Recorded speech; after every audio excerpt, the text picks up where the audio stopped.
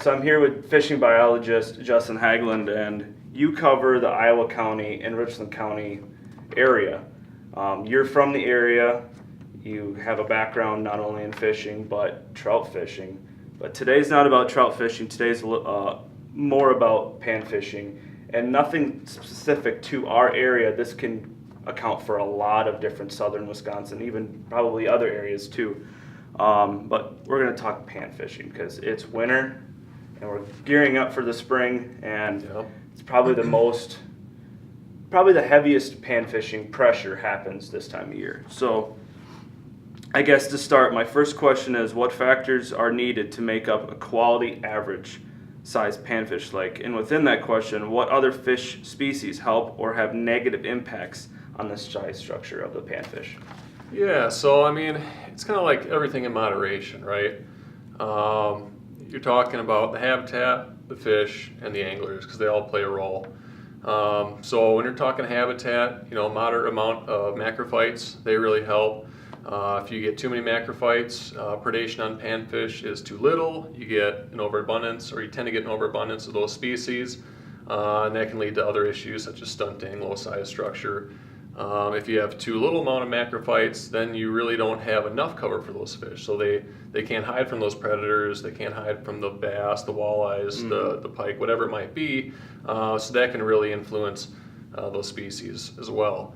And then talking about anglers, harvest plays a big role, especially in panfish, because it is a harvest-oriented fishery in most parts. So you really want to, if you can, limit the amount of overharvest that occurs, because if you do get overharvest of those larger size ranges, so those 6, 7, 8 plus inch panfish, can definitely have a detrimental effect on the size structure. So you get rid of those upper size class fish, it lowers size structure for the entire population. You still might see good growth rates, or you might just not see those larger fish in the lakes. And then back to the fish, right? Like I said before, if we get an overabundance on certain panfish species, that can lead to effects, density-dependent interactions such as stunting, and that can harm the populations, because then you can't get those fish to grow fast enough to get to those quality sizes that anglers actually want to harvest. And not only the panfish themselves, but predators. So you've got largemouth, walleye, and northern pike that can have large impacts on panfish species, and sometimes they can affect different panfish differently, right? So bluegills, they don't have any problems with reproduction and recruitment, so you kind of want to have higher abundances of predators to kind of keep those populations in check so that they don't get overabundant. Whereas on the other hand, perch you might see detrimental effects if you have an overabundance of pike or walleye that tend to feed on those free swimming yellow perch. So it kind of depends on what panfish you're looking at, what predators you've got in the lake, and then the overall habitat and angler preferences as well. Well, I see you touched on overharvest, but you also touched on predation, mainly, let's say, northern pike or walleye, because obviously they're predator fish, they have teeth, they're after fish, but they're probably not going after that 8 to 9 inch plus bluegill. No. They're going after the little ones, so that kind of goes back to the anglers who are after that bigger bluegill because it makes it more worth their while when they're filleting fish. Yeah. So they're already doing a natural part in keeping the size structure where it should be. Granted, you can have some very quality northern pike that are going to go after that 9 inch bluegill, but you bet. That kind of does. People talk about overharvest and look at predator fish, and when people say, well, why can't we keep them if you're stocking a bunch of northerns and they're going to eat them too? It's all based on what size structure they're already targeting. So they're kind of not affecting that large size structure. They're taking so much the bottom tier off. Yep, they're typically feeding on those maybe yearling, 2-year-old panfish, and that's good too, because those anglers aren't targeting those smaller fish for the most part. And so if you can thin out those, or if those predators thin out those smaller size classes, you can still keep those growth rates up. So you're seeing larger, bigger fish earlier. So. Okay, next question. What do most of our panfish eat throughout the 4 seasons? And does it change throughout the seasons, or do different invertebrates within the lake become more prominent during different times of the season? Is there a different hatch that fish are going after? You hear about this in big bodies of water, like guides talk about this hatch this time of year, and that's why the fish are doing this. Yep. So I guess our little lakes, what do we have in them, and is there a swing between different, I guess, hatches that you've noticed? Yeah, and I mean, there's going to be kind of a natural shift throughout the year. So a lot of the panfish are feeding on zooplankton. So they're feeding on, you got like the Daphnia, the water flea, you've got copepods, amphipods, so a lot of those, what they call, the freshwater shrimp or scud that people call them. So they feed on those throughout the year, but those abundances will typically be higher in the spring and the fall, so they'd spawn in the spring, those abundances will be higher then in the fall, and then in the winter, those zooplankton typically move out to the deeper water. So a lot of ice fishermen are fishing panfish deep in the middle of winter. That's probably why we're seeing those large bait clusters. But in the summer, they may switch over to any of those hatches that you were talking about, right? So mayflies, caddisflies, anything or any of those hatches that are going on, they will probably shift to if they can feed easier and more effectively. But not only that, they'll feed on crayfish, leeches, any other invertebrates that we've got in our lakes. Anything that's in higher abundance that they can feed easier on, they will probably switch over to. So that's kind of the long and short of it, I guess. Well, we do have a lot of those freshwater shrimp. I don't know, we have those in our southern Wisconsin lakes, or is it, we hear about it all the time out in the Dakotas, Right. and that's what grows big perch. So, Yeah. Do we have them in our lakes, or just not as pronounced? Probably not as prominent, maybe, as I know. I'm not too familiar with the Dakotas, but, and I don't know exactly, which invertebrates might have higher energy sources or better inputs for panfish. Assuming that those panfish are feeding on larger individuals, they're probably consuming more energy. Even if they're switching to other small minnows and other fish, that's probably where they're gaining their highest energy. But in the wintertime, when they're just cruising through, trying not to expend a lot of energy, they're probably feeding on a lot of those zooplankton that they can suck in and really just kind of filter feed through the gill rakers and pick up those easy prey. All right, next question. Does the presence or lack of certain invertebrates or other food sources increase or decrease the growth rate or overall possible size of the panfish? Now we've talked about before, thrown on the camera, on going to a body of water up in northern Wisconsin, which deep, clear lake, and I was targeting fish way deeper than I would have ever targeted here. Granted, we don't have a lot of really deep bodies of water in our specific area, but does a fish that gets that big, would you expect that they would change what they're eating to get to that size? Like maybe more of a minnow fish. Obviously, a lot of these panfish, they don't have teeth. But do you think that they're eating, obviously crappies, we talk about crappies and minnow. Crappie minnows. I think, they're definitely, when those fish get larger, they need more energy in order to keep consuming and keep swimming and hiding from predators or whatever it might be. So I think that, if they need that extra energy, they might target larger prey items. But like as I just said before, if they're feeling lazy and they just kind of need some passive feeding, they might just swim around and kind of just filter feed on those zooplankton, those free swimming larvae that might just be suspended in the middle of the lake. Okay, next question. What factors play into having a stunted or below average size panfish? I know you kind of touched on this. And what things can be done to help with the size structure? And we have a couple lakes in our area, for example, that you're probably already actively trying to correct issues. So this is something that can directly affect our lakes here. So what are you working on, or what things can affect that? Yeah, so stunting it's basically the simple overabundance of any species, right? So we can get stunting with bluegill. That's typically a large problem because bluegill have excellent rates of recruitment and reproduction, And if we get too many of these fish in the system without enough predation, that can be a problem. These fish they slow their growth rates. They're competing for limited resources. I mean, there's always limited amount of resources in a given lake, and if you get too many fish competing for that resource, it can turn into problems. So, I mean, what we tend to do with that, or try to avoid with stunting, or what we try to do with stocking, I should say, is stock, say, like largemouth bass. So they are an effective predator on bluegill, so largemouth bass. Walleye and northern pike, to a lesser extent, are other top tier predators that can fight the stunting problem. Mm-hmm. But we'll stock those predators so that they'll actually feed on those smaller fish, like we talked before, Mm-hmm. the age 1s, age 2s, thin out kind of that early life stage, or those smaller size classes, and that increases their growth rates, and hopefully they carry those growth rates through when they're switching to different food, from their phytoplankton to the zooplankton to the invertebrates or fish.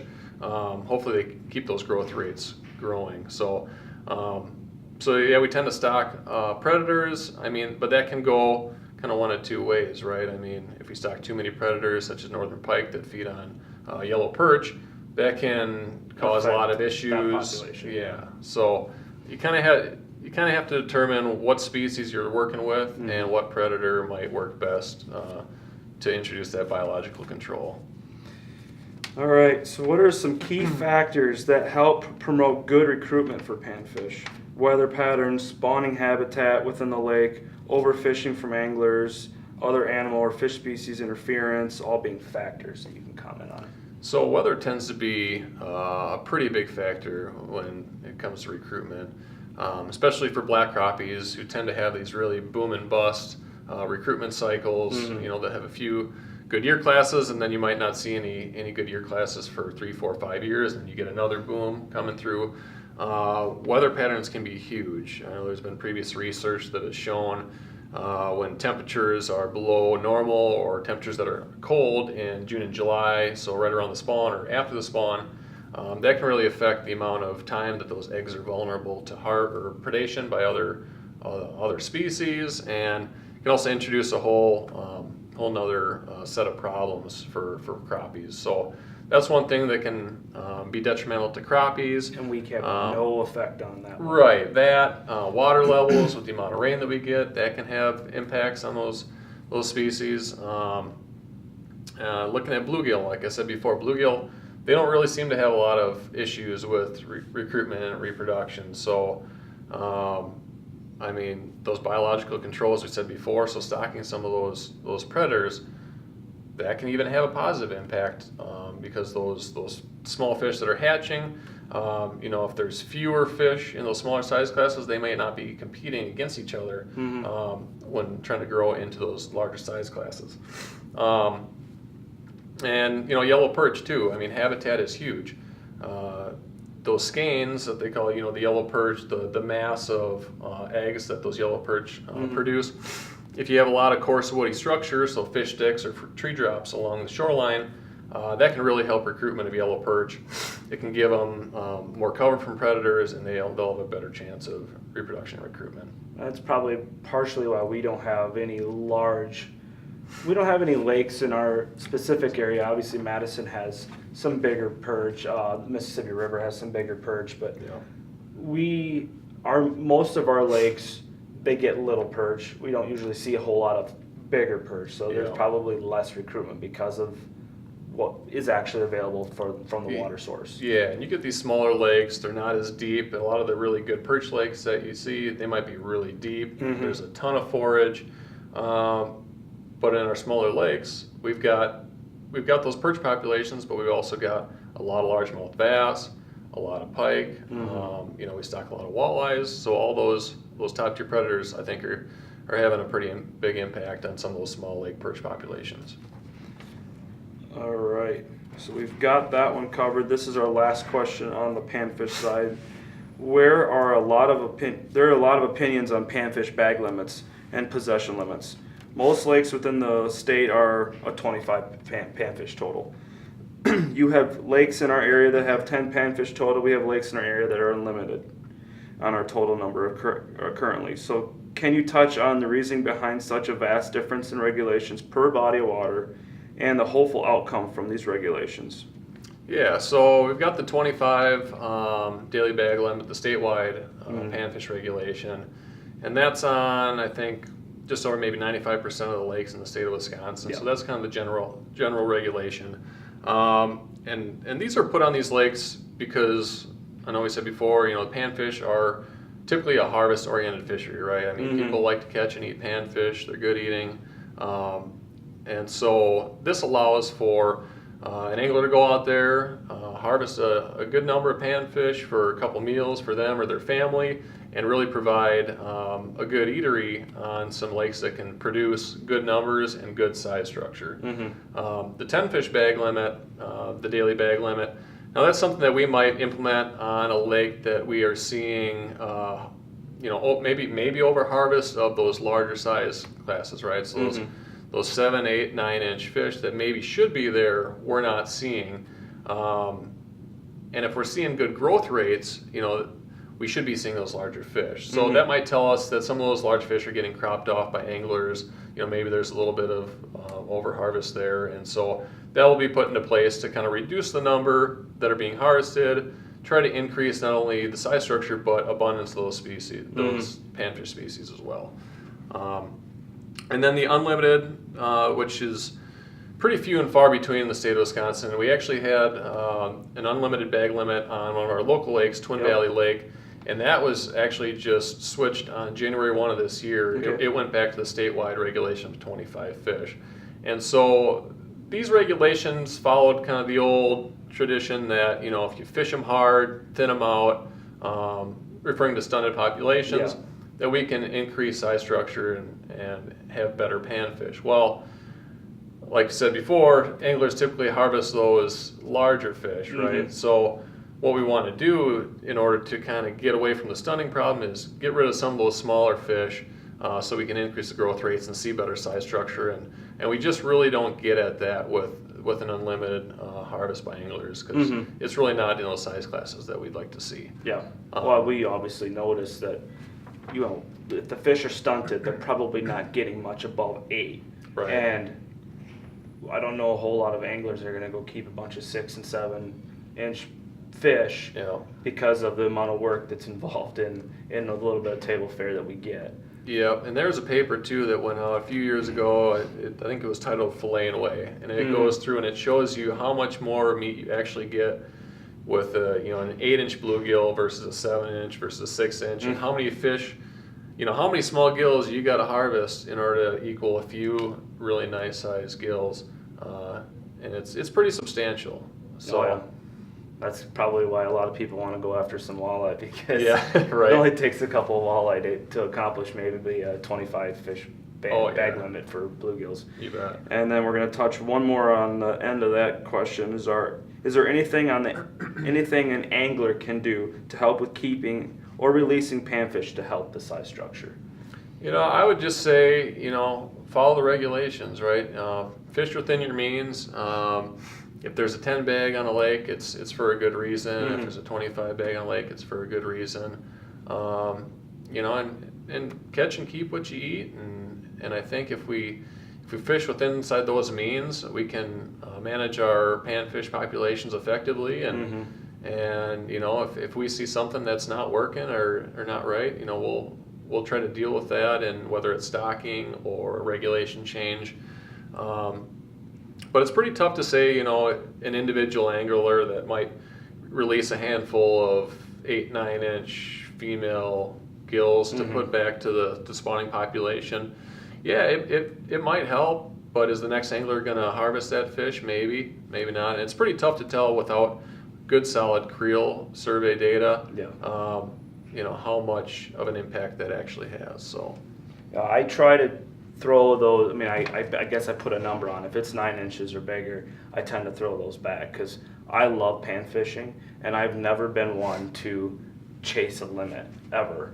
Pan fishing for 25 panfish. That's a few hours worth of work sometimes. Oh yeah, that can be a lot of work. So I tend, and a good friend of mine was very smart about this is go out and catch a meal. You always have the excuse to go back to catch another meal. And I love fishing, so Yeah. you know, keeping between just my wife and I, keeping 5 to 6 fish, I can usually feed myself for at least one meal, and even include my mom. I have her come over and we do a fish fry and, you know, pair in a little French fries or something like that, mozzarella sticks, cheese curds. You bet. Throw it all in there. You've got a great meal, Yeah. and you're not overhurting. You're not hurting a resource. Now we have been to our lake locally, which was 25, or actually it went to 25. This is the one we were talking about, and it was currently at the time pretty much keep whatever you need for panfish. Yep. And we went in ice fishing once with 3 guys, and we kept between 3 of us. Granted, these fish aren't big. Right. We're pushing 8-inch. We thought we were pulling something big out of a hole if we pushed 8-inch, but we found a shallow green weed area, and it was abundant of panfish. And we kept 3/4 of a bucket. I don't know how many. I know how long it took me to clean some fish. Oh yeah. And You're there all night, probably. we didn't do anything like that again because of just the amount of work that we had put into it. But it was a lot of fun. And lakes like that, if you see a regulation like that, you can pretty much assume that the fishing is probably going to be pretty good. Maybe not for your size structure, but pretty good. So Probably going to have a high abundance. Yeah. taking somebody out there that is maybe new to fishing, you usually have a lot of fun catching fish, especially kids or somebody new to fishing. So that's a great place to start. Be plenty of action. Yeah, if you go to a body of water where maybe there's like a 10 bag limit, you might catch some big fish, but you want to make sure you have fun. So that might not be the first place I'd take a new angler. Right. Being heavy and catching fish and having a good time, sometimes the size doesn't mean everything. Now, as anglers mature, they go after the big fish, obviously. Yeah. Who doesn't? But this was an excellent little talk we had. Thank you, Justin, thank you, for Trevor. having Appreciate this conversation with us. We definitely learned a lot, and hopefully we can do this again soon. All right.